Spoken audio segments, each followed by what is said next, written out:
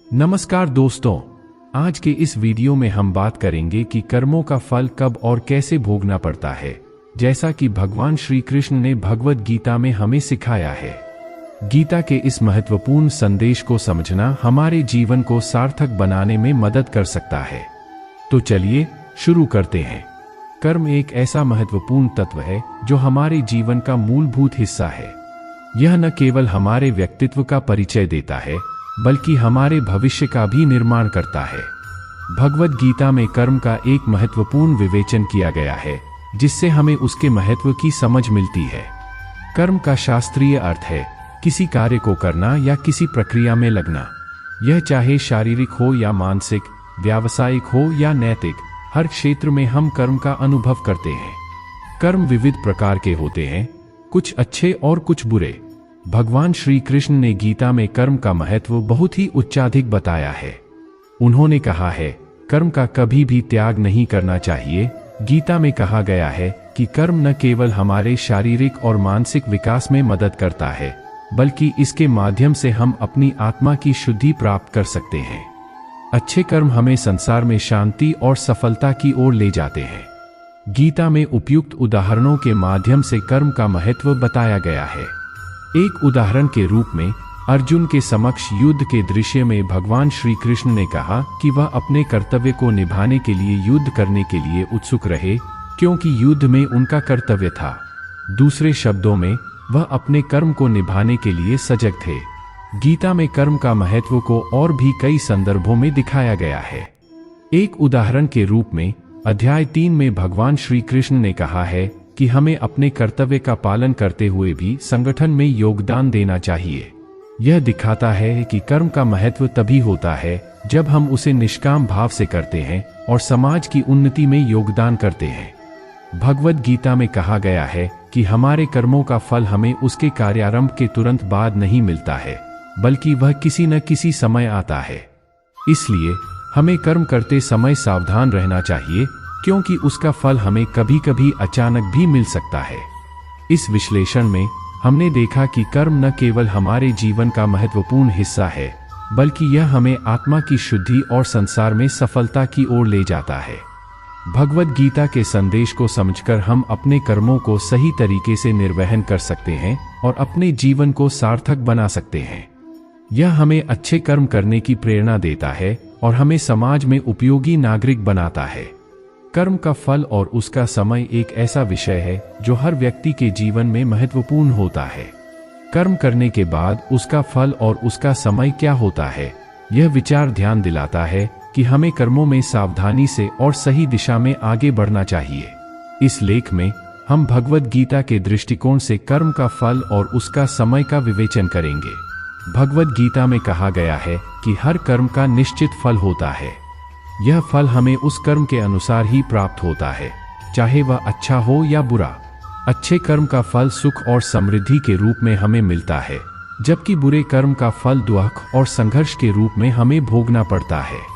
इस विचार को समझने के लिए हम भगवद गीता के एक उदाहरण को देख सकते हैं। उदाहरण के रूप में अर्जुन ने कुरुक्षेत्र के युद्ध में युद्ध करने से पहले अपने मित्रों और रिश्तेदारों के साथ सम्मेलन किया था और युद्ध में भाग लेने का विचार किया था। उन्होंने युद्ध में भाग लेने का फैसला किया, यह उनका धर्म कर्तव्य माना गया था। अर्जुन ने युद्ध में अपने कर्तव्य का पालन किया और उसका फल भी मिला। वह युद्ध में वीरता और सम्मान की प्राप्ति हुई। इस उदाहरण से स्पष्ट होता है कि हर कर्म का निश्चित फल होता है, जो हमें उसके अनुसार ही प्राप्त होता है। कर्म का समय भी एक महत्वपूर्ण विचार है। भगवद गीता में कहा गया है कि हर कर्म का फल हमें उसके कार्यारंभ के तुरंत बाद नहीं मिलता है, बल्कि वह किसी न किसी समय आता है।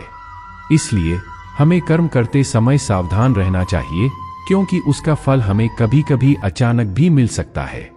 उदाहरण के रूप में एक व्यक्ति ने अच्छे कर्मों का फल पाने के लिए अनेक सालों तक मेहनत की। उसने हर क्षण में परिश्रम किया और निष्काम कर्म किया।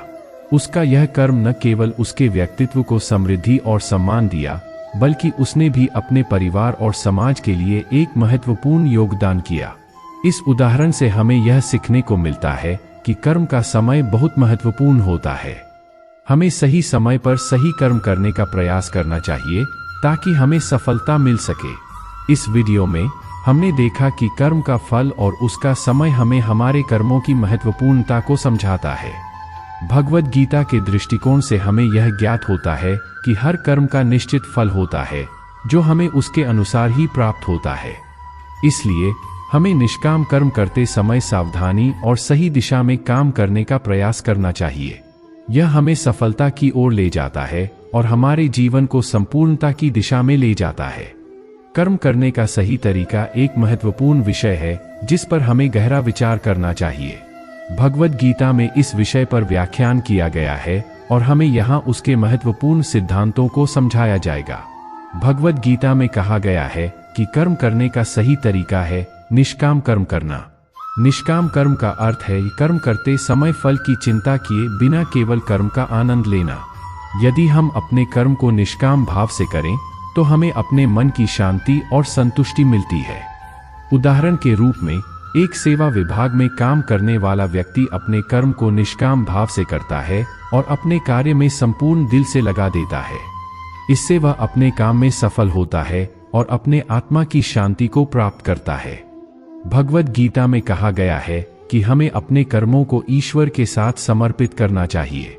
यह अर्थ है कि हमें अपने कर्मों को केवल ईश्वर के लिए करना चाहिए और उनका फल भी उन्हें ही समर्पित कर देना चाहिए। यह सिद्धांत हमें अपने आत्मा की शुद्धि को प्राप्त करने में मदद करता है और हमें अहंकार से मुक्ति प्राप्त करने में सहायक होता है। उदाहरण के रूप में एक भक्ति योगी अपने कर्मों को ईश्वर के लिए समर्पित करता है और उनका फल भी उन्हें ही समर्पित कर देता है, जिससे वह अपने आत्मा की शुद्धि को प्राप्त करता है और उसका जीवन सफल बनता है।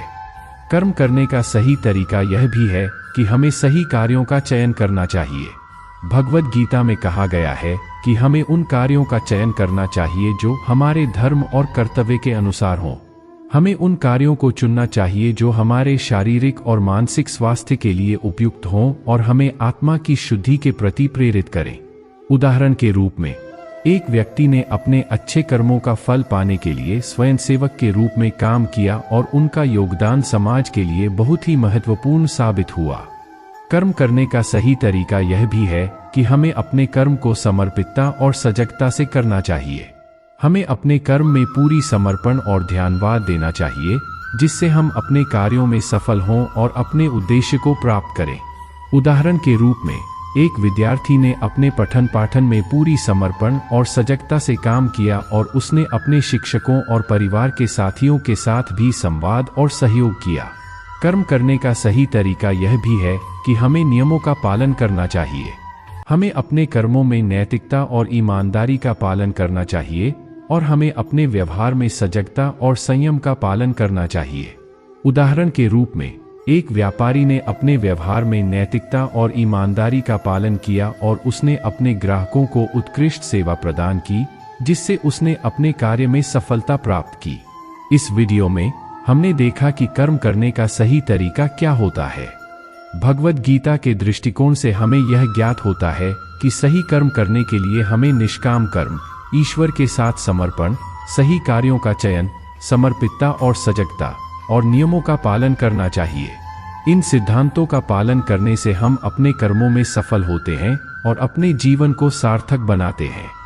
भगवद गीता एक अत्यंत महत्वपूर्ण धार्मिक ग्रंथ है जो हिंदू धर्म के प्रमुख ग्रंथों में से एक है। यह ग्रंथ महाभारत के भीष्म पर्व के अंतर्गत विराट पर्व के रूप में प्रस्तुत है। भगवद गीता में विभिन्न विषयों पर भगवान श्री कृष्ण के अद्वितीय उपदेशों का संग्रह है जो अर्जुन को महाभारत के युद्ध क्षेत्र में उसके धर्म और कर्तव्य को समझाते हैं। यहाँ हम भगवद गीता के महत्वपूर्ण संदेशों का विस्तार पूर्वक वर्णन करेंगे। भगवद गीता में धर्म का अर्थ और महत्व बहुत विस्तार से वर्णित किया गया है। धर्म का अर्थ है अपने कर्तव्य का पालन करना, न्याय का पालन करना और सभी प्राणियों के प्रति सहानुभूति और दयालुता बनाए रखना। उदाहरण के रूप में जब अर्जुन को युद्ध में भाग लेने का विचार किया गया तो भगवान कृष्ण ने उन्हें धर्म का पालन करने की प्रेरणा दी। उन्होंने कहा कि धर्म का पालन करते हुए युद्ध करना अर्जुन का कर्तव्य है। भगवद गीता में कहा गया है कि कर्म का महत्व बहुत अधिक है। कर्म करना धर्म का हिस्सा है और इससे हमारी आत्मा का उद्धार होता है। हमें निष्काम कर्म करना चाहिए और कर्मों के फल को ईश्वर को समर्पित करना चाहिए। यदि हम निष्काम कर्म करते हैं तो हमारी आत्मा की शुद्धि होती है और हम समाधान में रहते हैं। भगवद गीता में समता का सिद्धांत बहुत महत्वपूर्ण है। इसमें धन्य और दुर्भाग्यवान, मित्र और शत्रु, सफलता और असफलता को समान दृष्टि से देखा जाता है। भगवान कृष्ण ने अर्जुन को समता का सिद्धांत सिखाया और उन्हें अपने कर्तव्य का पालन करने के लिए प्रेरित किया। भगवद गीता में अनासक्ति का सिद्धांत बहुत महत्वपूर्ण है। इसमें यह कहा गया है कि हमें अपने कर्मों को करते समय फल की चिंता नहीं करनी चाहिए। हमें निष्काम कर्म करना चाहिए और फल को भगवान को समर्पित करना चाहिए। इससे हमारी आत्मा की शुद्धि होती है और हम समाधान में रहते हैं। भगवद गीता ने हमें अंतरंग शांति के मार्ग को भी दिखाया है। हमें अपने आत्मा को जानना और अपने मन की शांति को प्राप्त करने के लिए ध्यान और ध्यान की अभ्यास करना चाहिए।